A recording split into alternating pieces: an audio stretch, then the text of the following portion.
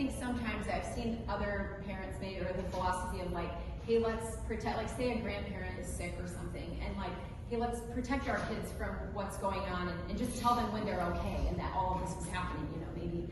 And we think that that's the best thing for our kids.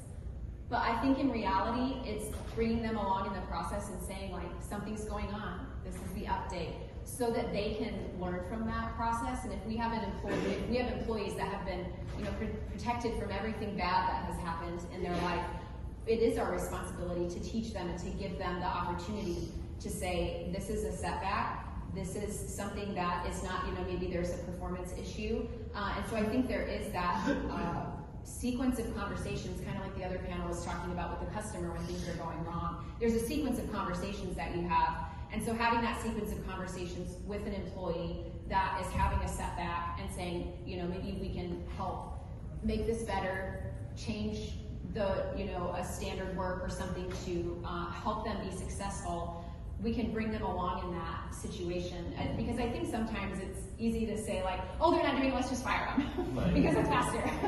And so I think, you know, taking the time to revisit, train, and then it's the accountability that comes in with that.